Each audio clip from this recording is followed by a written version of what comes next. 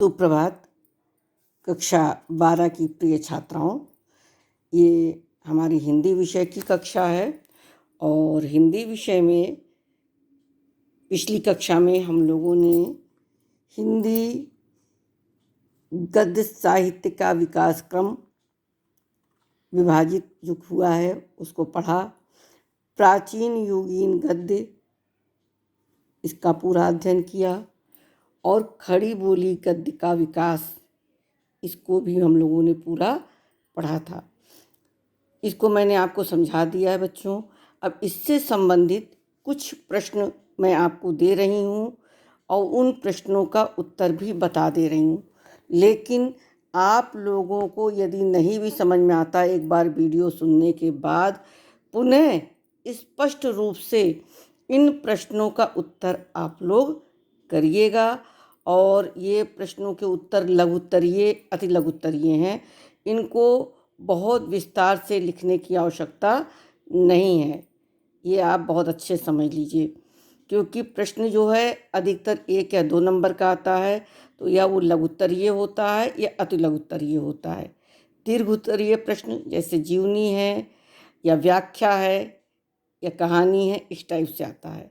तो अभी ये प्रश्न अति लघुत्तरीय और लघुत्तरीय होंगे, उसी प्रकार से इनके उत्तर आप लिखिएगा। तो सबसे पहला प्रश्न हमारा है, हिंदी गद्य साहित्य के इतिहास को कितने भागों में विभाजित किया गया है? ठीक, पहला प्रश्न आप देख रहे हैं, ये हमने आपकी पिक भी इसकी भेज दी है। तो देखिए, ये दे दीजिएगा आप कि हिंदी गद्य साहित्य के इतिहास का विकास क्रम जो है उसको कितने भागों में विभाजित किया? 6 भागों में। और इनको ऐसे आप लिख दीजिएगा, पूर्व भारतेंदु युग या प्राचीन युग, समय 13वीं शताब्दी से 1868 ईस्वी तक।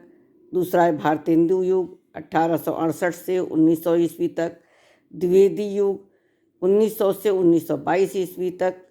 शुक्ल युग, जिसको छायावादी युग कहते हैं पद्य में, ये है 1922 से 1938 ईस्वी तक।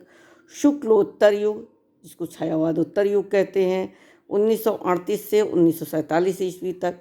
और स्वतंत्रोत्तर युग, जो स्वतंत्रता के बाद का समय है, वो 1947 से अब तक चला आ रहा। ये आपका काल विभाजन है।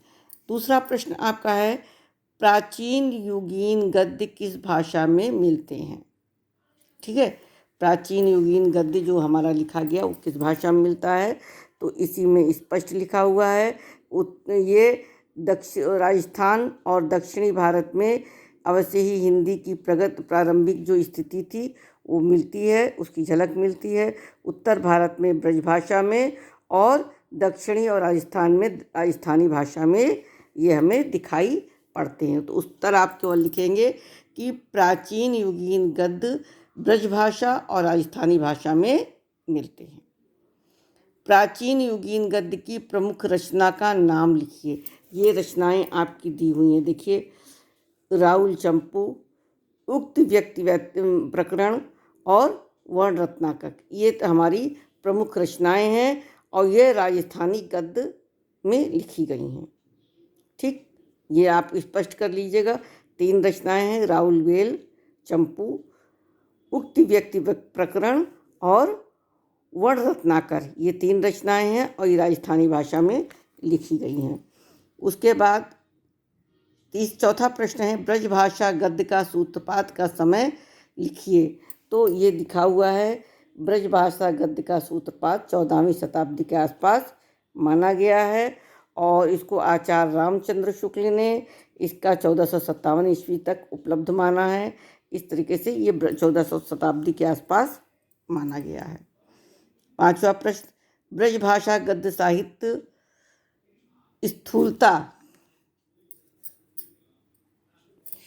स्थूलता कितने वर्गों में विभक्त है? नाम लिखिए। तो ये प्रश्न का उत्तर आपका नीचे दिया हुआ है। ब्रजभाषा गद्य स्थूलता 4 वर्गों में विभक्त किया जा सकता है। नंबर 1 ये है मौलिक, दूसरा टीकात्मक, अनुदित और पद्य प्रधान रचनाएं, जो कि यत्रतक्त टिप्पणी परक गद्य है। ठीक, ये 4 है। अगला प्रश्न है, छठवां, ब्रजभाषा गद्य के प्रमुख लेखक और उनकी रचनाओं का नाम लिखिए। ये भी आपके इसमें है। इसके प्रमुख लेखक कौन कौन हैं? गोस्वामी विट्ठलनाथ, इनका है श्रृंगार रस, मंडन, गोकुलनाथ जी, 84 वैष्णव की वार्ता और 200 वैष्णव की वार्ता, नाभादास जी, इनकी है अष्टायम, और वैकुंठपड़ी शुक्ल का है अगहन महात्म और वैशाख महात्म, और ध्रुवदास का है सिद्धांत विचार, लल्लू लाल का है माधव विलास। ये इसके प्रमुख लेखक हैं, इनकी रचनाएं हैं। ये मैं स्पष्ट बता दे रही हूँ, आपको फिर से पढ़ के करना है, ठीक है। और आप बच्चों एक एक प्रश्न को सही तरीके से लिखिएगा। खड़ी बोली गद्य की प्रामाणिक रचनाएं किस शताब्दी से प्राप्त होती हैं? ठीक है। अब आप देखिए, ये है खड़ी बोली, स्पष्ट सब लिखा हुआ। खड़ी बोली गद्य की प्रामाणिक रचनाएं 17वीं शताब्दी से प्राप्त होती हैं। जटमल द्वारा लिखित रचना का नाम लिखिए। तो ये दिया हुआ है, जटमल की रचना कौन सी है? गोरा बादल की कथा। दक्षिणी खड़ी बोली गद्य का प्रामाणिक रूप किस सन से प्राप्त होता है? तो ये देखिए,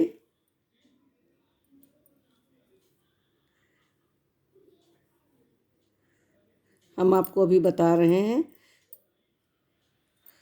खड़ी बोली, ये देखिए, दक्षिणी खड़ी बोली गद्य का प्रामाणिक रूप सन 1580 से प्राप्त होता है। इसके बाद भाषा योग वशिष्ठ के लेखक का नाम लिखिए। तो ये है भाषा योग वशिष्ठ। भाषा योग वशिष्ठ के लेखक हैं राम प्रसाद निरंजनी, ठीक है। खड़ी बोली गद्य के प्रारंभिक लेखकों का नाम लिखिए। तो खड़ी बोली गद्य के प्रारंभिक लेखक कौन से हैं?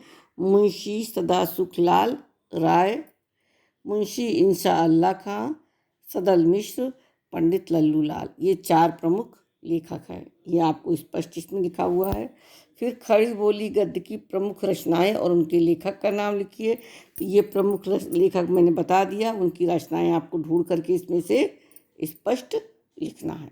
ये बच्चों आप लोग बहुत ही ध्यानपूर्वक इन प्रश्नों का उत्तर अपनी जो आपने कॉपी बनाई है उसमें करिएगा। आपको कितनी कॉपियाँ बनानी है? 4 कॉपी बनानी। जैसे कुसुम मैडम ने 11th में बनवाया था वैसे 12th में बनाएंगे। और गद्य के साहित्य का इतिहास पहले मैं लिखवा रही हूँ, क्रम से डेट वाइज आप लोग लिखते जाइएगा, ठीक है। और इसको पूरा करके बहुत ही संक्षेप में जब भी आप लोग करा करें इसका उत्तर लिखिए तो हर बार अपना नाम और कक्षा लिख करके ज़रूर भेजिए, ठीक है बच्चों। धन्यवाद। इसको कर